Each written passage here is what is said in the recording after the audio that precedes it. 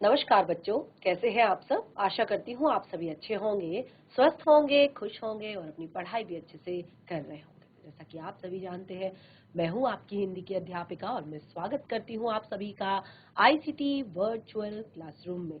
और आज हम यहाँ पर एकत्रित हुए हैं पढ़ने के लिए क्लास 10th की हिंदी। क्लास 10th की हिंदी में हम यहाँ पर पढ़ रहे हैं हमारी कृतिका पाठ्य पुस्तिका, यानी कि जो हमारी क्षितिज पाठ्य पुस्तिका है वो हमारी गद्य खंड और काव्य खंड इसमें दोनों आते हैं। और एक है हमारी हिंदी की दूसरी पाठ्य पुस्तिका जो है कृतिका भाग 2। तो कृतिका भाग 2 का चैप्टर 2 यानी कि पाठ 2 हम पढ़ रहे हैं, जिसका नाम है जॉर्ज पंचम की नाक। इसको लिखा गया है कमलेश्वर जी द्वारा, यानी कि इसके लेखक हैं कमलेश्वर जी। तो एक बार हमने लास्ट सेशन में कुछ टाइम पहले इस चैप्टर को स्टार्ट कर लिया था, काफी सारी चीजें इसमें पढ़ ली थी। लेकिन जिन बच्चों ने उस सेशन में इस चैप्टर को नहीं पढ़ पाए थे किसी कारणवश, तो आज हम चैप्टर को एक बार फिर से यहाँ पर रिवाइज करेंगे और साथ ही कंटिन्यू भी करेंगे जो पाठ का शेष भाग यहाँ पर रह गया था। तो देखिए, जैसे कि चैप्टर का नाम आप देख रहे हैं, इसका नाम है जॉर्ज पंचम की नाक। तो एक तरह से नाम से ही आपको कुछ अटपटा, कुछ व्यंग्यात्मक लग रहा है, कुछ मजाकिया तरीके से लिखा गया लेख आपको लग रहा है। तो ये कमलेश्वर जी द्वारा एक व्यंग्यात्मक रूप से लिखा गया लेख ही है, जिसमें यहाँ पर जॉर्ज पंचम की नाक के बारे में बताया गया है। अब देखिए, जॉर्ज पंचम की नाक, तो नाक का चित्र भी आपको यहाँ पर दिखाया गया है, यानी कि नाक से रिलेटेड ही इस चैप्टर में कुछ है। तो अर्थात आपको यहाँ पर चैप्टर को पढ़ने में बहुत ज्यादा मजा आने वाला है, बहुत ही ज्यादा इंटरेस्ट आने वाला है और बहुत सारी जानकारियां भी आपको पता चलने वाली है। देखिए, यहाँ पर सबसे पहला नाम है जॉर्ज पंचम। तो उनकी नाक के बारे में बात की जा रही है, तो इसीलिए उनके बारे में जानना बहुत ज्यादा जरूरी है। तो जो जॉर्ज पंचम थे, वो हमारे देश में एक टाइम पर शासन किया करते थे, यानी कि जब हमारा देश 1947 से पहले, जब हमारा देश आजाद नहीं हुआ था, तो काफी सारे अंग्रेज शासकों ने हमारे देश पर शासन किया था और काफी ज्यादा उनका यहाँ पर वर्चस्व भी था। एक तरह से सभी लोग उनको मानते थे, उनकी इज्जत करते थे, उनका सम्मान करते थे, भले ही वो दिल से नहीं करते थे। क्योंकि देखिए, अगर आप पर कोई शासन पर शासन, शासन पर शासन करता जाएगा, आपको केवल दबाने की कोशिश करता जाएगा, तो आप कब तक उसकी इज्जत कर सकते हैं, कब तक उसको सम्मान दे सकते हैं। कभी न कभी तो आपके अंदर भी विद्रोह की ज्वाला भड़केगी। तो यही यहाँ पर भी हुआ था। तो जॉर्ज पंचम की इज्जत, जॉर्ज पंचम का शासन, जॉर्ज पंचम का वर्चस्व एक टाइम पे इंडिया में बहुत अच्छा था, बहुत बड़ा था, बहुत ज्यादा था। लेकिन धीरे धीरे जब हमारा देश आजाद हुआ, उसके बाद केवल दिल्ली में जो शुरुआत में ही वहां पर पहले ही लगा दी गई होगी जो जॉर्ज पंचम की एक मूर्ति थी, उस मूर्ति के बारे में यहाँ पर बताया गया है। तो जॉर्ज पंचम एक शासक रहे थे हमारे देश के आजाद होने से पहले, अंग्रेज शासक थे। तो उस टाइम पर ये बात जो है उस समय की है। अब देखिए, जॉर्ज पंचम के बारे में क्लियर हो गया है। अब हम अपने चैप्टर को, यानी कि कमलेश्वर जी आखिर क्या बताना चाहते हैं जॉर्ज पंचम की नाक, ये चैप्टर यहाँ पर देकर। तो देखिए, नाक यहाँ पर इसलिए नाक यहाँ पर इसलिए कही गई है कि जॉर्ज पंचम की जो मूर्ति वहां पर लगाई गई थी, उस मूर्ति पर नाक नहीं थी। देखिए, नाक ना होना आपने पढ़ा भी होगा, ये एक तरह का मुहावरा भी होता है, जिसका अर्थ होता है कि इज्जत ना होना। तो जॉर्ज पंचम की अब शायद हमारे देश में इज्जत नहीं थी, क्योंकि अब हमारा देश आजाद हो चुका था। अब हमारे देश में एक तरह से हमारा देश स्वतंत्र हो गया था। तो इज्जत तो उनकी वैसे भी नहीं थी, लेकिन इस मूर्ति में सचमुच में नाक नहीं थी, यानी कि रियलिटी में इस मूर्ति पर नाक नहीं थी। जो कारीगर, शायद जो कारीगर इसको बना रहा होगा, या किसी कारणवश ये नाक टूट चुकी होगी या ये नाक हट गई होगी, तो उसी के बारे में पूरा ये चैप्टर है। और ये बात उन दिनों की है जब इंग्लैंड की रानी एलिजाबेथ द्वितीय, जो इंग्लैंड की महारानी थी एलिजाबेथ द्वितीय, वो द्वितीय माई अपने पति के साथ हिंदुस्तान पधारने वाली थी और वो अपने पति के साथ भारत आने वाली थी। देखिए, इंग्लैंड की रानी है, यानी कि अंग्रेजों की ही एक तरह से अंग्रेज जो यहाँ पर जॉर्ज जो पंचम थे वो भी अंग्रेज थे, तो अंग्रेजों की ही पीढ़ी की है, तो उनको बुरा लगेगा अगर वो भारत में आएंगी और देखेंगी कि उनके जो पुराने शासक थे, उनके जो राजा थे, पूर्वज थे, जो उनकी नाक भारत में नहीं है। देखिए यहाँ पर बहुत ही सुंदर शब्दों का खेल लेखक ने रचा है, नाक ना होना। देखिए जहां जहां पर भी आपको नाक नहीं होने की बात यहाँ पर लिखी गई है, आप समझ लेना कि वहां पर बताया गया है कि उनकी इज्जत यहाँ पर नहीं है, उनका कोई भी अब यहाँ पर ऐसा रुतबा नहीं है। तो उनको बुरा लगेगा कि भारत में जॉर्ज पंचम की ही नाक नहीं है, यानी कि जॉर्ज पंचम की इज्जत नहीं करते लोग अब। तो इसी कारण जो जो इंग्लैंड की रानी एलिजाबेथ द्वितीय थी, अपने पति के साथ जब वो हिंदुस्तान की यात्रा पर आने वाली थी, भारत की यात्रा पर आने वाली थी, तो अखबारों में खूब उनकी चर्चा हो रही थी। यानी कि लंदन के जो न्यूज़पेपर थे, लंदन के जो अखबार थे, उनसे रोज नई नई खबरें आ रही थी कि इस दौरे के लिए वहां पर क्या क्या तैयारियां, कैसी कैसी तैयारियां हो रही है, क्योंकि आखिर वो महारानी थी इंग्लैंड की। तो इस तरह से काफी तैयारियां यहाँ पर हो रही थी। और रानी एलिजाबेथ सबसे ज्यादा अगर परेशान इसमें कोई था तो वो था रानी एलिजाबेथ का दर्जी, क्योंकि रानी एलिजाबेथ ने सबसे पहले हिंदुस्तान जाना था, उसके बाद पाकिस्तान जाना था, उसके बाद नेपाल जाना था। अब वो है महारानी, तो उनके पहनने का, देखिए first impression is last impression. अगर आपने एक तरह से देखिए, वैसे तो मनुष्य की जो पहचान होती है उसके कपड़ों से नहीं होती है, उसके पहनावे से नहीं होती है, उसकी असली पहचान होती है उसके व्यक्तित्व से, उसके गुणों से। लेकिन एक महारानी वो है, तो उनके लिए जो फर्स्ट इंप्रेशन है वो है उनका रहन सहन, उनका पहनावा, उनका खान पान, उनका अनुशासन, उनका रूटीन, तो ये सारी चीजें, क्योंकि वो एक महारानी है, वो भी इंग्लैंड की। तो इसीलिए सबसे ज्यादा अगर वहां पर उस समय कोई परेशान था इंग्लैंड में, वो था महारानी एलिजाबेथ का दर्जी, कि वो हिंदुस्तान, पाकिस्तान और नेपाल के दौरे पर क्या क्या पहनेंगी। उनका सेक्रेटरी और शायद जासूस भी उनके पहले इस महाद्वीप का तूफानी दौरा करने वाला था, एशिया महाद्वीप का तूफानी, क्योंकि ये तीनों जो देश आते हैं, हिंदुस्तान, पाकिस्तान और नेपाल, तीनों ही एशिया महाद्वीप में आते हैं।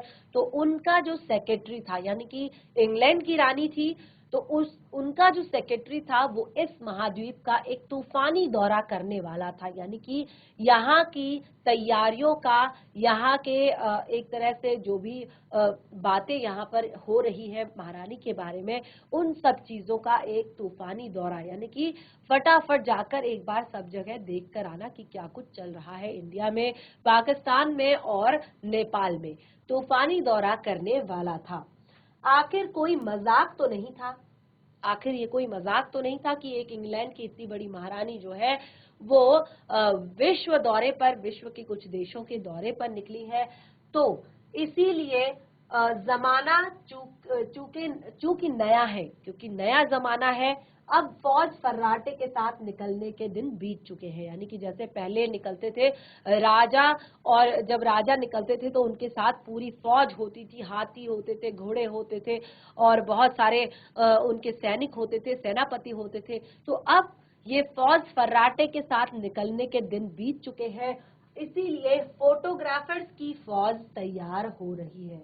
अब एक नई ही फौज है, जहां भी, चाहे वो सेलिब्रिटी हो, चाहे कोई राजनीतिक पार्टी से जुड़ा हुआ व्यक्ति हो, जहां भी वो लोग जाएंगे उनके साथ अब फोटोग्राफर्स की, पत्रकारों की फौज जाती है। तो बिल्कुल अब यहाँ पर एक फोटोग्राफर्स की फौज तैयार हो रही थी। इंग्लैंड के अखबारों की कतरनें हिंदुस्तानी अखबारों में दूसरे दिन चिपकी नजर आती थी, यानी कि इंग्लैंड के जो अखबार होते थे उनकी जो कतरनें होती थी वो रोज भारत के अखबारों में चिपकी हुई नजर आती थी। और क्या क्या उनमें होता था, देखिए कि रानी ने एक ऐसा हल्के नीले रंग का सूट बनवाया है जिसका रेशमी कपड़ा हिंदुस्तान से मंगाया है।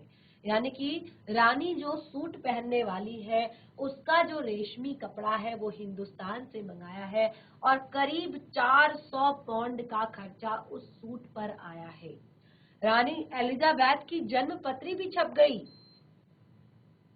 जो रानी एलिजाबेथ है उनकी पूरी जन्म पत्री, पूरा बायोडाटा एक तरह से कि रानी एलिजाबेथ कौन है, उनके पिताजी का नाम क्या है, उनकी माताजी का नाम क्या है, उनके पति का नाम क्या है, उनके बच्चे कौन हैं, उनकी फैमिली, उनको क्या अच्छा लगता है, क्या बुरा लगता है, क्या पहनना उन्हें पसंद है, क्या खाना उन्हें पसंद है, किस तरह की वो दिखती हैं, ये सारी बातें एक पूरी जन्म पत्री उनकी छप चुकी थी।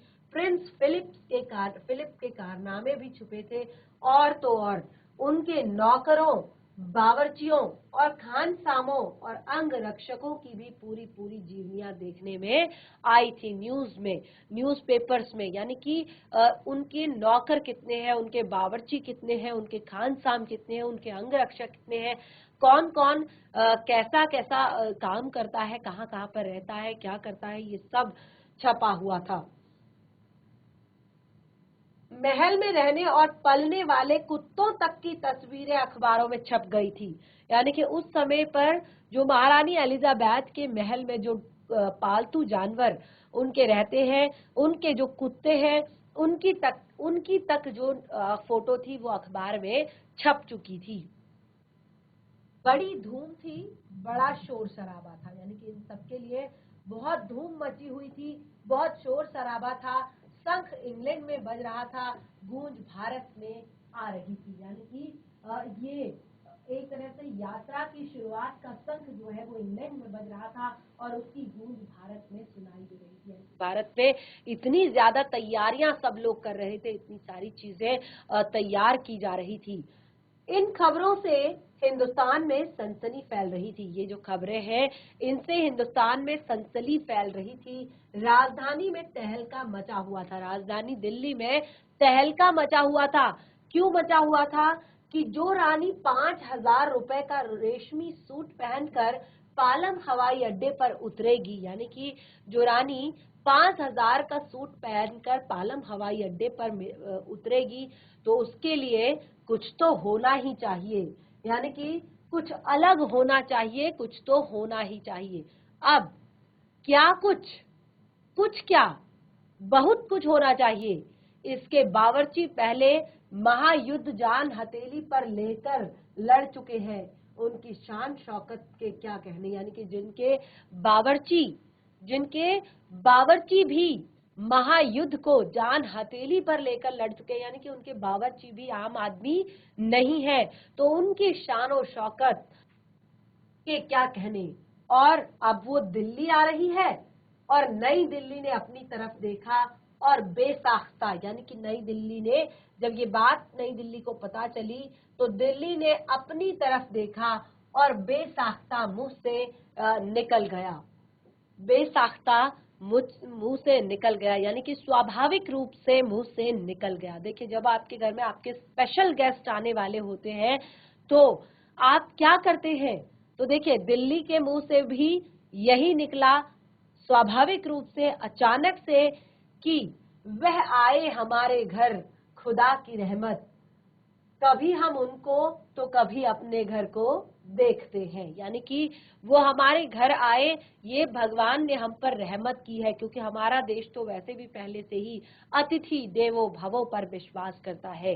तो हमारी जो दिल्ली है उसके मुंह से अचानक ही निकला कि वह आए हमारे घर खुदा की रहमत, कभी हम उनको तो कभी अपने घर को देखते हैं। और देखते ही देखते नई दिल्ली का काया पलट होने लगा। जैसे आपके घर में स्पेशल गेस्ट आते हैं तो देखिए, अक्सर क्या होता है कि हर टाइम हमारा घर जो है बिल्कुल व्यवस्थित नहीं रहता। कभी हम जैसे ऑफिस से घर जाते हैं, स्कूल से घर जाते हैं, तो एक तरफ हम अपना स्कूल बैग फेंक देते हैं, एक तरफ हम अपने नोटबुक्स फेंक देते हैं, एक तरफ हम अपने यूनिफॉर्म फेंक देते हैं, एक तरफ हम अपने जूते फेंक देते हैं, एक तरफ टिफिन रहता है, कहीं पे हम खाना खा रहे होते हैं, कहीं पे घर के कपड़े पड़े होते हैं, कहीं पे हमारी रफ नोटबुक्स पड़ी होती है। तो एक तरह से घर जो है हर टाइम व्यवस्थित नहीं रहता। लेकिन अगर आपको पता चल जाता है अचानक कि कोई आपके घर पर गेस्ट आने वाला है, तो 2 मिनट में घर पर पूरी सफाई हो जाती है, झाड़ू लग जाता है, बुक्स अपनी जगह पर आ जाती है, कपड़े अपनी जगह पर आ जाते हैं, आपका खाना पीना अपनी जगह पर चला जाता है। तो एक तरह से सब कुछ जो है एक तरह से ठीक ठाक कर दिया जाता है। तो बिल्कुल ये तो महारानी आ रही है, वो भी इंग्लैंड की, भारत में। तो फिर अब धीरे धीरे दिल्ली का काया पलट होने लगा।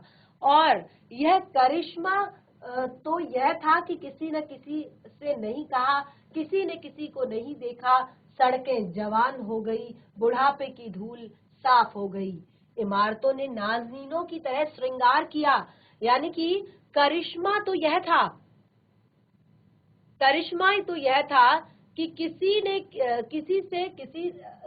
किसी से नहीं कहा और देखते ही देखते सड़कें जवान हो गई। यानी कि ये सबसे बड़ा आश्चर्यचकित करने वाली बात थी कि कहीं पर भी शोर शराबा नहीं हो रहा था कि ये करना है, फिर भी चीजें फटाफट हो रही थी। जिन सड़कों पर धूल की परत जमी हुई थी, आज वो सड़कें फिर से जवान हो गई थी। यानी कि उन पर फिर से एक तरह से लेयर डाल दी गई थी, बिल्कुल नया उनको बना दिया गया था। और दूसरा, यहाँ की जो बिल्डिंगें हैं, नाज़नीनों नाज़नीनों यानी कि कोमलांगी, जो नाज़नीन होते हैं, जो कोमलांगी, जो एक सुंदर सी जो महिला होती है, उसकी तरह उन्होंने श्रृंगार कर लिया था, तैयार कर दिया गया था उन्हें पेंट करके, सफाई करके। तो इस तरह से सब कुछ चल रहा था। लेकिन एक बड़ी मुश्किल पेश थी, और एक बड़ी मुश्किल दिल्ली में थी। वो मुश्किल थी जॉर्ज पंचम की नाक। और वो मुश्किल क्या थी? वो मुश्किल थी जॉर्ज पंचम की नाक। दिल्ली में सब कुछ था, नई दिल्ली में सब कुछ था, सब कुछ होता जा रहा था, सब कुछ हो जाने की उम्मीद भी थी, पर जॉर्ज पंचम की नाक बड़ी मुसीबत थी। अब देखिए, मैंने आप लोगों को कहा कि शब्दों का बहुत ही सुंदर यहाँ पर लेखक ने खेल रचा है। नाक, नाक का अर्थ मैंने आपको शुरुआत में ही बताया, नाक का अर्थ है इज्जत। तो दिल्ली में सब कुछ था, दिल्ली में सब कुछ था, सब कुछ होता जा रहा था, सब कुछ हो जाने की उम्मीद भी थी, पर सबसे बड़ी मुसीबत थी जॉर्ज पंचम की नाक। नई दिल्ली में सब कुछ था, सिर्फ नाक नहीं थी। यानी कि मैंने आपको शुरुआत में ही बताया कि जो जॉर्ज पंचम थे, वो ब्रिटिश शासन जब हमारे देश पर था, जो उस समय के वो अधिकारी थे, और उन्होंने भारत में उस समय पर खूब अपना रौब चलाया, अपना वर्चस्व बनाया। तो अब यहाँ पर लेखक कहना चाहते हैं कि अब दिल्ली में सब कुछ है, और धीरे धीरे सब कुछ हो भी रहा है, और आगे सब कुछ अच्छा हो जाने की उम्मीद भी है। लेकिन सबसे बड़ी मुसीबत है जॉर्ज पंचम की नाक। दिल्ली में सब कुछ था, पर जॉर्ज पंचम की नाक नहीं थी। देखिए, 2 बार अगर आप नाक शब्द को अपने दिमाग में डाल लें, 2 अर्थों को, नाक का अर्थ इज्जत और नाक का अर्थ रियलिटी में नाक। यानी कि जॉर्ज पंचम की जो वहां पर मूर्ति थी, उस पर नाक नहीं थी। तो सबसे पहले तो ये था कि जॉर्ज पंचम की, अब यहाँ पर सब कुछ उनके लिए किया जा रहा था, लेकिन इज्जत लोगों के मन में अब उनके लिए बिल्कुल भी नहीं थी। सम्मान अब लोगों के मन में बिल्कुल भी उनके लिए नहीं था, क्योंकि जिस तरह से उन्होंने हमारे देश को एक तरह से अपना गुलाम बनाया था, अपने अधीन किया था, और इस कारण बहुत सारे हमारे देश के क्रांतिकारियों को अपनी जान गंवानी पड़ी, अपने प्राणों से हाथ धोना पड़ा।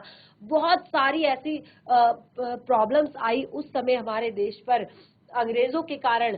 तो अब जब हमारा देश आजाद हो चुका है और जॉर्ज पंचम यहाँ से जा चुके हैं, तो अब क्यों उनकी इज्जत करनी है, ये सोचकर यहाँ पर लेखक कह रहे हैं। इस नाक की भी एक लंबी दास्तान है। अब लेखक यहाँ पर कहते हैं कि इस नाक की भी एक लंबी दास्तान है। इस नाक के लिए बड़े बड़े तहलके मचे थे, किसी ने, कुछ नेताओं ने बड़े बड़े आंदोलन भी हुए थे, राजनीतिक पार्टियों ने प्रस्ताव भी पास किए थे, चंदा भी जमा किया था, कुछ नेताओं ने भाषण भी दिए थे, गर्मा गर्म बहसें भी हुई थी, अखबारों के पन्ने भी रंगे गए थे। बहस इस बात पर थी कि जॉर्ज पंचम की नाक रहने दी जाए या हटा दी जाए। देखिए, जैसे कि मैंने कहा कि नाक का अर्थ यहाँ पर इज्जत से है, तो बहुत सारे बवाल हुए थे इस बात पर, इसकी बहुत लंबी कहानी चल रही थी कि इसके लिए बहुत बड़े तहलके यहाँ के राजनीतिक एक तरह से क्षेत्र में हुए और कई बार बहुत सारे आंदोलन भी इस कारण हुए। राजनीतिक पार्टियों ने कई प्रस्ताव जमा भी किए, कई प्रस्ताव फेल भी किए, बहुत सारा चंदा भी इकट्ठा किया गया, बड़े बड़े नेताओं ने इस टॉपिक पर भाषण भी दिया, बहुत सारी डिबेट्स, बहुत सारी बहसें भी गर्मागर्म हुई, अखबारों के रोज रोज पन्ने भी रंगे गए और बहस इस बात पर थी कि जॉर्ज पंचम की नाक लगाई जानी चाहिए या नहीं लगाई जानी चाहिए। यानी कि जो आधे लोग थे वो इसके पक्ष में थे कि जॉर्ज पंचम की नाक लगाई जानी चाहिए, और कुछ जो आधे लोग थे, ज्यादातर जो लोग थे, वो विपक्ष में थे कि जॉर्ज पंचम की नाक नहीं लगनी चाहिए, और आधे लोग ऐसे थे जो बिल्कुल खामोश थे। तो खामोश रहने वालों की जो एक तरह से खामोश रहने वालों की ताकत जो थी वो दोनों तरफ बराबर थी, यानी कि हाँ रहने दो मत लगाओ, इनका साथ देने वाले भी काफी लोग थे, हाँ लगाओ जरूर लगाओ, इनका साथ देने वाले भी काफी लोग थे। यानी कि सबकी अपनी अपनी सोचने विचारने की क्षमता है और उसी कारण ये विद्रोह यहाँ पर चल रहा था। आंदोलन चल रहा था, जॉर्ज पंचम की नाक के लिए हथियारबंद पहरेदार तैनात कर दिए गए और अब इसके लिए घमासान आंदोलन शुरू हो चुका था, घमासान युद्ध शुरू हो चुका था और इसके लिए यहाँ पर बड़े बड़े जो पहरेदार हैं वो तैनात कर दिए गए। यानी कि जो कुछ लोग इसके विपक्ष में थे कि हमें जॉर्ज पंचम की नाक नहीं लगवानी, यानी कि अब हमें उन्हें इतनी इज्जत देने का कोई मतलब नहीं बनता, तो कुछ लोग इसके विपक्ष में थे कि ये एक बहुत बुरे शासक थे, इन्होंने हमारे देश पर आक्रमण करके हमारे देश को पर अपना हुक्म चलाया, अपना एक तरह से अपना शासन चलाया। तो बहुत सारे ऐसे लोग थे जो बिल्कुल भी इस बात के पक्ष में नहीं थे कि वहां पर नाक लगनी चाहिए, और कई लोग ऐसे थे जो नाक लगनी चाहिए इस बात को ज्यादा अहमियत दे रहे थे। तो इस कारण ये आंदोलन जो है चल रहा था और जॉर्ज पंचम की नाक के लिए हथियार बंद जो एक तरह से तैनात कर दिए गए थे। अब क्या मजाल है कि कोई उनकी नाक तक पहुंच जाए, यानी कि क्या मजाल थी कि कोई उनकी नाक तक पहुंच जाए। हिंदुस्तान में जगह जगह ऐसी नाकें खड़ी थी और जिन तक लोगों के हाथ पहुंच गए उन्हें शानो शौकत के साथ उतार कर अजायब घरों में पहुंचा दिया। तो देखिए यहाँ पर लेखक क्या कहना चाहते हैं, लेखक कहना चाहते हैं कि भारत में, हिंदुस्तान में जगह जगह ऐसी नाकें खड़ी हैं, यानी कि जो बहुत सारे अंग्रेज शासक हुए, बहुत सारे अंग्रेज अधिकारी हुए, उन्होंने लगभग हमारे 1900 तक पूरे भारत में जो है आक्रमण कर लिया था। तो जिसकी भी जहाँ पर मृत्यु होती थी वहां पर उनके स्मृति चिन्ह के रूप में उनकी फोटो, उनकी मूर्ति लगा दी जाती थी। तो लेखक कहते हैं कि ऐसी नाकें तो हिंदुस्तान में जगह जगह खड़ी है और जिन तक लोगों के हाथ पहुंच गए, यानी कि जिन तक लोगों के हाथ पहुंच गए, जिन तक हमारे जो क्रांतिकारी हैं, जो हमारे एक तरह से जो हमारे लोग हैं वो जिन तक पहुंच गए, उनको उतार कर केवल उनकी मूर्ति को अजायब घरों में रखवा दिया गया। और आगे बताते हैं कहीं कहीं तो शाही लाटों की नाकों के लिए भी गौरिल्ला युद्ध होता था, यानी कि कहीं कहीं जो शाही लाटें थी उनकी नाक के लिए भी, यानी कि उनकी इज्जत के लिए भी नाकों के गौरिल्ला युद्ध हुआ करता था, यानी कि बहुत ही भयंकर युद्ध हुआ करता था। तो लेखिका बताती है कि लाट का अर्थ होता है खंबा या मूर्ति। उस जमाने में यह हादसा हुआ था, लेखक कहते हैं कि उस जमाने में यह हादसा हुआ था। इंडिया गेट के सामने वाली जॉर्ज पंचम की लाट एकाएक गायब हो गई थी, यानी कि जॉर्ज पंचम की जो पूरी मूर्ति थी वो अचानक गायब हो चुकी थी। अब हथियार बंद पहरेदार अपनी जगह तैनात रहे, यानी कि उस समय पर जो हथियार बंद पहरेदार लगाए गए थे तो वो तो अपनी जगह पर तैनात थे, गश्त लगाती रही और लाट की नाक चली गई। और ये जो पहरेदार थे ये गश्त लगाते रहे, ढूंढते रहे और खोजते रहे, और अंत में क्या हुआ, नाक की लाट जो है, लाट की नाक जो है वो चली गई। रानी आए और नाक ना हो। अभी देखिए बातें चल ही रही है कि रानी आए और नाक ना हो। एकाएक परेशानी बढ़ गई और अचानक सभी में परेशानी बढ़ गई। परेशानी का जो लेवल है वो बढ़ गया धीरे धीरे, क्योंकि अब कंफर्म हो चुका था कि रानी भारत आने वाली है। बड़ी सरगर्मी शुरू हुई। देश के ख्वाहों खैर ख्वाहों की एक मीटिंग बुलाई गई। खैर ख्वाहों यानी कि भलाई चाहने वाले जो नेता, देश के जो बड़े बड़े ऑफिसर्स जो देश के हैं, वो देश की भलाई चाहने के लिए उनसे कहा गया कि जो देश की भलाई चाहते हैं उसके लिए यहाँ पर ये जो एक तरह से मसला पेश किया गया था कि क्या किया जाए। वहां सभी सहमत थे कि अगर यह नाक नहीं रही, ये नाक नहीं है, तो हमारी भी नाक नहीं रह जाएगी। और वहां पर जितने लोग थे वो सब इस बात से सहमत थे कि अगर ये नाक नहीं हुई तो हमारी नाक भी नहीं रह जाएगी। यानी कि अगर यहाँ पर जो नाक है जॉर्ज पंचम की, उसको मूर्ति पर अगर नहीं लगाया गया तो हमारी भी नाक यानी कि हमारी भी इज्जत नहीं होगी। और इस बात से वहां के सभी लोग जो है सहमत थे। यानी कि उन्होंने कहा फिर हम कहीं के नहीं रह पाएंगे। अब धीरे धीरे क्या हुआ, धीरे धीरे उच्च स्तर पर मशवरे शुरू हुए। यानी कि इस बात को अब ऊंचे हाई लेवल तक लेकर जाया गया और कहा गया कि इस स्तर पर बहुत ही मशवरे हुए, दिमाग खरोचे गए और यह तय किया गया कि हर हालत में इस नाक का होना बहुत जरूरी है। और बहुत सारे लोगों ने यहाँ पर अपने अपने दिमाग खरोचे, अपने अपने तरीके से तय किया कि हर हाल में इस नाक का होना यानी कि इज्जत का होना बहुत ज्यादा जरूरी है। अब क्या था कि तय समय से जो होते ही मूर्तिकार को हुक्म कर दिया गया वह फौरन दिल्ली में हाजिर हो।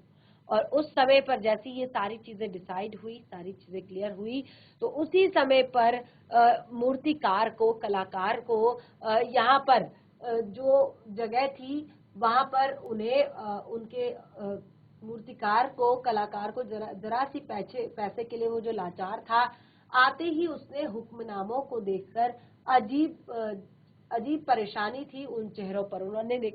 उसने देखा कि जो ये बड़े बड़े नेता हैं, बड़े बड़े राजनीतिक लोग हैं, उनके चेहरे पर एक अजीब सी परेशानी उसको दिख रही थी। उन चेहरों पर कुछ लटके, कुछ उदास और कुछ बदहवास थे। जो चेहरे थे वो कुछ उदास थे, कुछ निराश थे, कुछ लटके हुए थे और कुछ बदहवास थे।